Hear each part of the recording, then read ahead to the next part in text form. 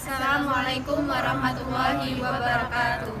Yang terhormat kepada Bapak Hendro Wibowo selaku dosen pengampu mata kuliah Ilmu Pendidikan, Program Studi Pendidikan Biologi, Fakultas Matematika dan Ilmu Pengetahuan Alam, Angkatan 2022. Di sini kami akan membawakan materi tentang asas pendidikan yang akan membahas tentang yang pertama yaitu pengertian pendidikan, yang kedua dasar-dasar pendidikan, yang ketiga tujuan pendidikan, yang keempat fungsi pendidikan, yang kelima asas pendidikan.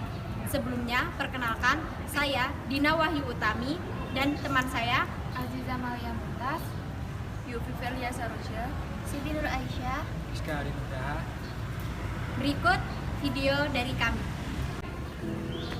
Setelah mendengar kata pendidikan, apa sih yang terbenak dalam diri kalian tentang pendidikan? Pada umumnya, pendidikan memiliki arti yang sangat luas. Namun pada intinya, pendidikan merupakan suatu proses pengubahan karakter, pengetahuan, maupun sifat seseorang maupun kelompok yang melalui proses pelatihan maupun pengajaran. Nah, sekarang setelah mendengar dan mengetahui pengertian dari pendidikan, kita beralih tentang dasar-dasar pendidikan. Pendidikan di Indonesia berdasar pada Pancasila dan Undang-Undang Dasar Negara 1945 sesuai dengan UU-SPR nomor 2 tahun 1989 dan UU-Sidiknas nomor 20 tahun 2003. Dasar-dasar pendidikan dapat dilihat dari berbagai segi yang lain. Pertama, religius, ideologi, ekonomis, politik, teknologi, psikologis dan pedagogis, dan sosial budaya. Kita beralih ke tujuan dari pendidikan. Maksud dan tujuan pendidikan di Indonesia telah diatur dalam nomor 20 tahun 2003 tentang sistem pendidikan nasional di dalam undang-undang tersebut. Tujuan pendidikan nasional diupayakan berawal dari manusia apa yang adanya dengan mempertimbangkan berbagai kemungkinan yang apa adanya dan diarahkan menuju terwujudnya manusia yang seharusnya atau manusia yang dicita-citakan. Kemudian kita beralih ke fungsi pendidikan. Menurut pendapat David Koppenmaier, ada 5 macam fungsi pendidikan. Yang pertama, transmisi pemindahan kebudayaan. Yang kedua, memberi dan mengajarkan peranan sosial. Yang ketiga, menjamin integrasi sosial. Yang keempat, sekolah mengajarkan corak kepribadian. Dan yang kelima, sumber inovasi sosial.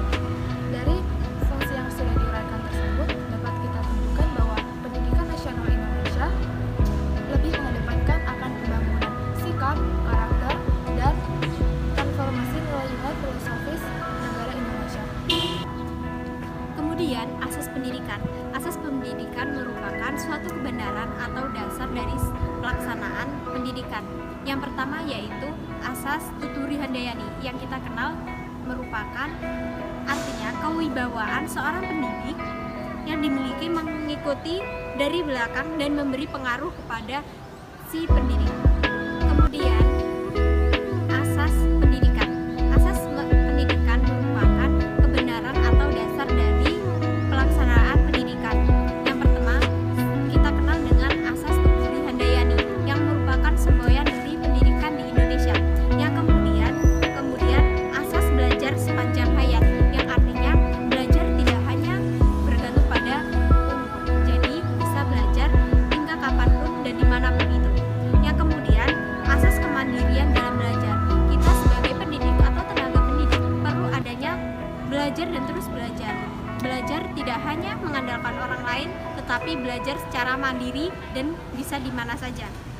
Sekian pemaparan materi dari kelompok kami. Jika ada kurang dan lebihnya kami mohon maaf. Wassalamualaikum warahmatullahi wabarakatuh.